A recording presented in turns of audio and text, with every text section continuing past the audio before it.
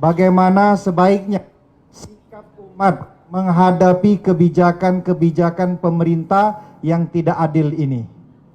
Silakan Ustaz. Penyakit umat yang paling mengerikan adalah penyakit tidak mau tahu.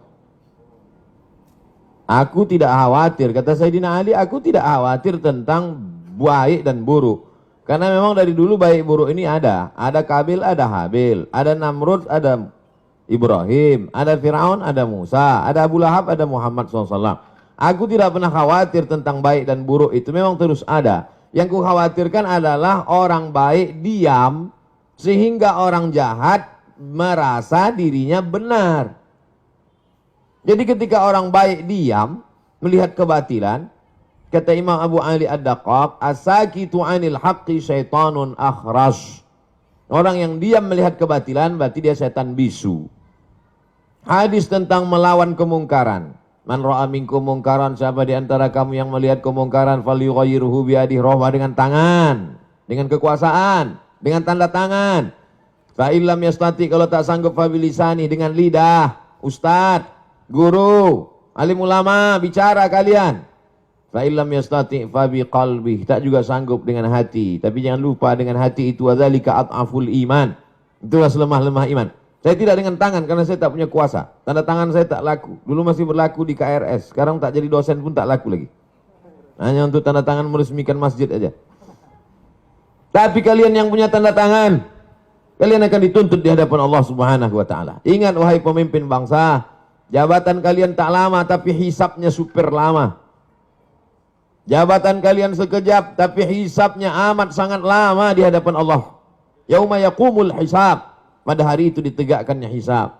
Kalau dihitung-hitung usiamu sejak akil balik 10 tahun sampai mati 63 tahun. Kalau sampai tak sampai 53, potong 10, potong 13, tinggal 40 tahun.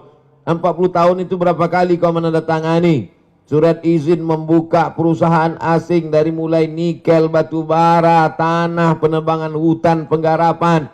Dituntut kau ke pengadilan, kau menang juga karena duit kau banyak, bisa kau sogok pengacara, per detik bisa kau bayar.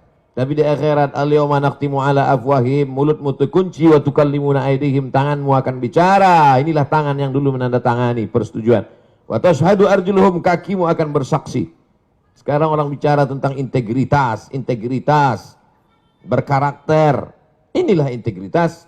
Oleh sebab itu tanggung jawab kita adalah jangan diam melihat kebatilan.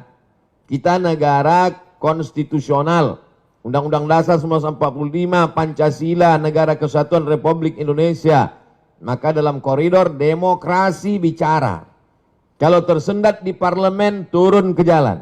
Turun ke jalan itu adalah bagian dari demokrasi. Kita bukan negara monarki, tidak lagi di kerajaan Sriwijaya. Kita bukan kerajaan Siak Sri Indrapura. Kita adalah negara kesatuan Republik Indonesia. Apa pesan Bung Karno? Bagi yang tidak setuju, bicara di parlemen. Orang yang duduk di parlemen itu siapa milihnya? Kita yang memilih mereka. Maka orang yang kita pilih itu kalau dia salah, kita yang meluruskan mereka. Saya luruskan dengan khutbah Jumat, mereka tuh tidur waktu saya khutbah. Saya luruskan dengan ceramah, mereka tak punya waktu untuk mendengar ceramah saya. Saya doakan mereka di tengah malam supaya dapat hidayah. Berikan mereka hidayah ya Allah. Maka kita semua jangan diam. Karena diam itu adalah puncak daripada kezaliman. Fir'aun itu sebenarnya tidak berapa zalim. Tapi karena orang diam, dia menjadi-jadi. Sembelih semua anak-anak mereka. Dia sembelih lah. Itu menjadi-jadi dia. Inna fir'auna wa hamana. 6 kali disebut nama Haman. Haman itu bukan orang bodoh. Haman itu kalau hidup sekarang Profesor Dr. Haman. Cerdas dia, tapi kecerdasannya dipakai untuk menjunjung kekuasaan yang zalim. Umat ini dipuji Allah karena amar ma'ruf nahi mungkar. Kuntum khaira ummah. Kalian umat yang terbaik. Syaratnya apa? Ta'muruna bil ma'ruf wa tanhauna 'anil munkar. Oleh sebab itu dalam bahasa Islam, agama Islamnya amar ma'ruf nahi mungkar. Dalam bahasa konstitusinya adalah kritik membangun, berdebat di parlemen. Parlemen, parle itu bahasa Perancis artinya ngomong. Parlemen, tempat ngomong. Kau didudukkan di situ untuk ngomong, bukan untuk tidur. Oleh sebab itu maka habis sudah saya sampaikan. Mudah-mudahan sampai ke telinga